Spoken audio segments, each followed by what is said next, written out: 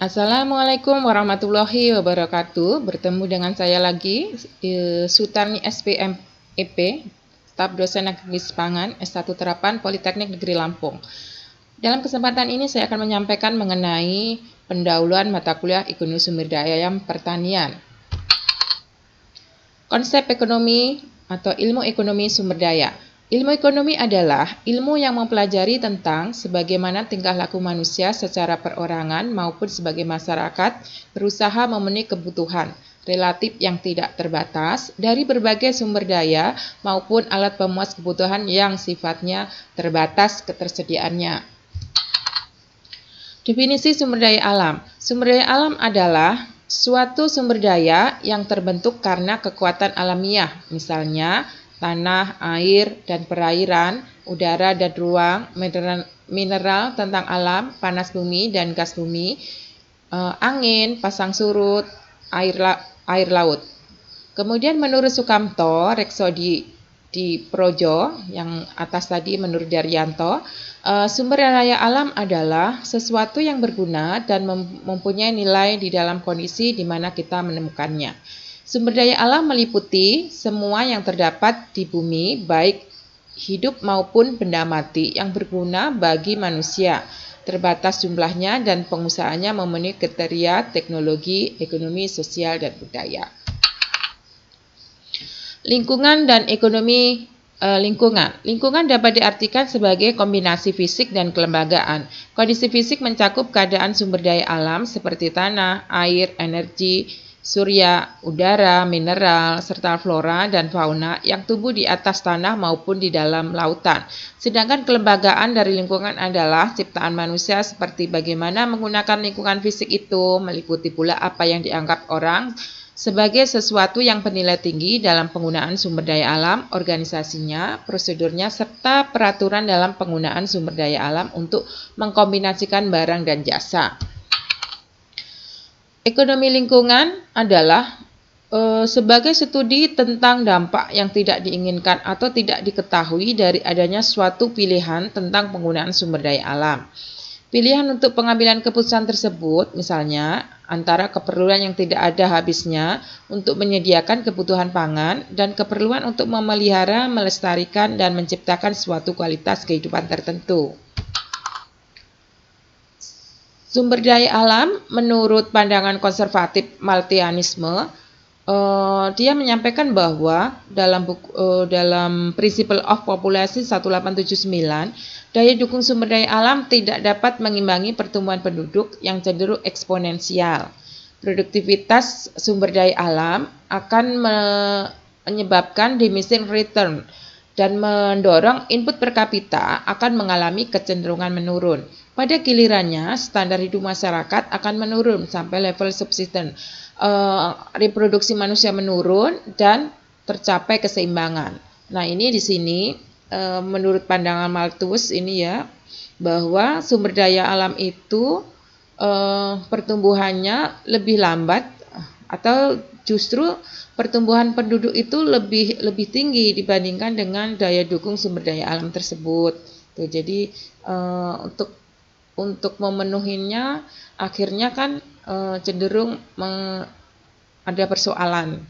Nah, sehingga sumber daya alam itu bagaimana untuk mengelolanya sehingga memenuhi penduduk di dunia ini.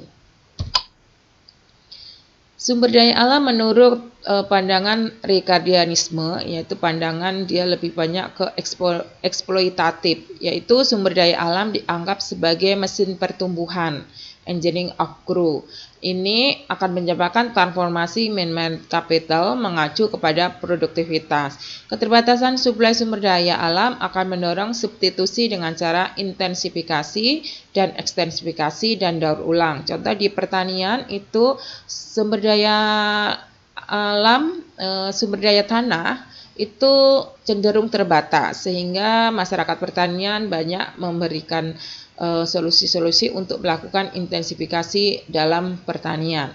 Daur ulang, contoh sumber daya alam yang sifatnya terbatas, yang kemudian bisa digunakan lagi, tidak harus mengganti yang baru, tetapi dilakukan daur ulang terhadap barang-barang yang berbahan baku dari sumber daya tersebut. Kelangkaan sumber daya akan mendorong peningkatan harga biaya ekstraksi per satuan output sehingga akan menyebabkan penurunan permintaan. Nah, pada akhirnya masyarakat akan melakukan penghematan terhadap sumber daya tersebut. Nah, ini dari definisi tadi dapat digambarkan sebagai berikut ya. Sumber daya alam dilakukan eksploitasi. Apabila ekstraksi daya dukung sumber daya alam dilakukan tidak adanya daya dukung SDA akan menyebabkan pemanfaatan bila ekstraksi ekstraksi itu tidak dilakukan secara besar-besaran akan mendukung pemanfaatan lestari, yaitu sumber daya alam bisa berkelanjutan. Nah, pengurasan sumber daya alam ini akan menyebabkan kelangkaan. Kelangkaan ini akan menyebabkan peningkatan biaya ekstraksi dan peningkatan harga sumber daya alam. Peningkatan biaya ekstraksi akan meningkatkan biaya produksi sehingga harga produk yang dikenakan akan semakin tinggi menyebabkan permintaan terhadap produk tersebut akan menurun. Nah, ini akan mendorong pencarian sumber daya alam substitusi. Contohnya misalkan minyak itu sumber daya alam yang tidak dapat diperbaharui, jumlahnya terbatas sehingga mendorong masyarakat untuk melakukan pengganti dari bahan bakar yang fosil, contohnya dari singkong menjadi etanol atau dari sawit atau dari komoditas-komoditas pertanian yang lainnya. Kemudian hal ini juga akan mendorong peningkatan daur ulang. Jadi produk-produk yang bisa digunakan kembali didaur ulang menjadi produk yang baru. Kemudian ini akan menyebabkan dua hal ini akan menyebabkan inovasi, yaitu pencarian sumber daya alam yang baru, peningkatan efisiensi, perbaikan teknologi daur ulang, dan teknologi konservasi. Nah, ini selanjutnya akan kembali lagi ke sini, pengurangan tingkat pengurasan. Jadi dengan adanya program-program kegiatan ini akan mengurangi pengurangan tingkat pengurasan sehingga akan daya dukung sumber daya alam, dan ini akan menyebabkan pemanfaatan lestari dan berkelanjutan. Klasifikasi sumber daya alam ini dikelompokkan jadi kelompok stok dan flow. Kalau stok itu adalah cadangannya terbatas, disebut dengan non-renewable resource, merupakan sumber daya alam tak terbarukan. Kelompok flow adalah disebut dengan renewable, sumber daya yang renewable atau terbarukan. Ini memiliki mekanisme regenerasi biologis, seperti hutan, sumber daya perikanan, kelautan, ternak, pertanian. Kemudian flow resource tanpa mekanisme regenerasi biologis seperti matahari, pasang surut laut, angin, udara, dan sebagainya. Kategori non-renewable vs renewable dapat bergeser menjadi titik kritis kapasitas maksimum regenerasi. Klasifikasi sumber daya alam menurut Hanley dalam Fauci ini mengelompokkan sumber daya alam berdasarkan penggunaan akhir, yaitu sumber daya material yang dimanfaatkan sebagai bagian dari suatu komoditas. Kemudian sumber daya energi digunakan untuk menggerakkan energi melalui proses transformasi panas dan bentuk energi lain.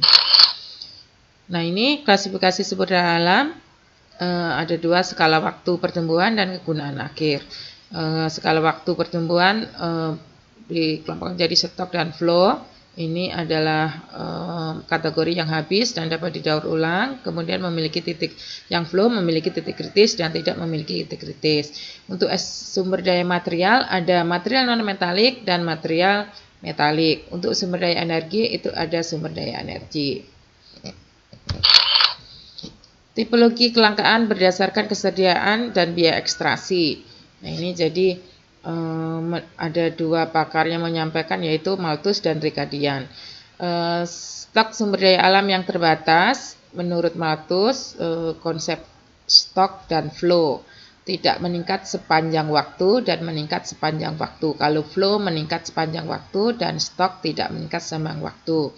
Kalau menurut Ricardian, kalau stok maupun flow itu biaya ekstraksi meningkat seiring dengan ekstraksi kumulatif. Nah, ini 2 dan-nya akan ini akan menyebabkan biaya ekstraksi, sedangkan yang maltus, yang stok sakardi tidak meningkat sepanjang waktu, ini akan meningkatkan biaya ekstraksi.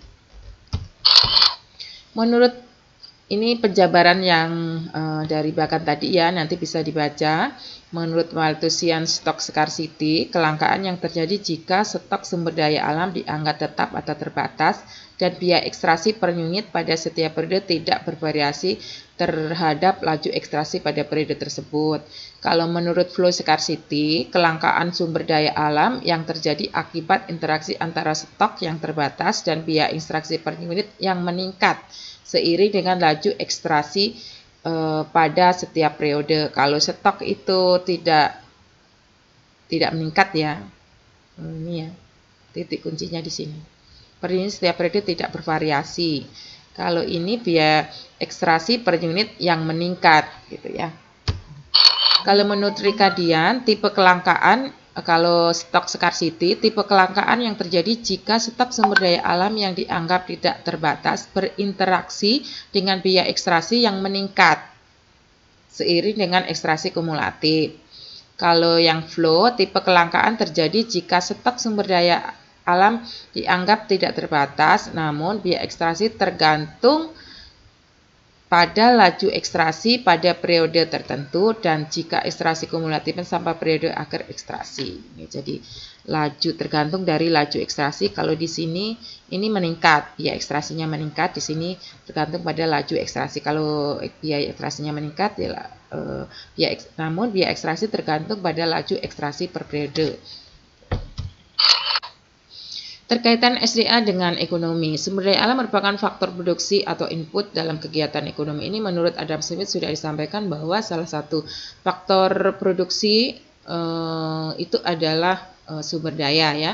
Sumber daya alam dikelompokkan menjadi 2, kapital, labor dan kapital. Sumber daya manusia dan sumber daya alam. Kemudian proses produksi akan menghasilkan output dan produk samping atau limbah dan akan menjadi input untuk produksi lain. Limbah ada yang menjadi input, ada juga yang tidak. Nah, ini bagannya keterkaitan SDA dengan aktivitas ekonomi, sumber daya alam dan lingkungan ini digunakan untuk kegiatan produksi untuk memenuhi konsumsi. Kemudian dalam kegiatan produksi dan konsumsi akan produksi dan konsumsi akan menghasilkan limbah. Limbah itu menjadi residual atau efek samping ya. Nah, efek samping ini ada yang dikembalikan. Limbah ini ada yang langsung dikembalikan di sini dan limbah ini ada juga yang digunakan untuk kegiatan produksi lagi yang daur ulang tadi ya. Nah, ini limbah itu akan dikembalikan menjadi sumber daya tadi untuk produksi ini dan lingkungan dan seterusnya. Seperti itu. Demikian saja paparan untuk hari ini, mudah-mudahan bermanfaat informasi yang saya berikan. Saya ucapkan sekian, saya akhiri. Wassalamualaikum.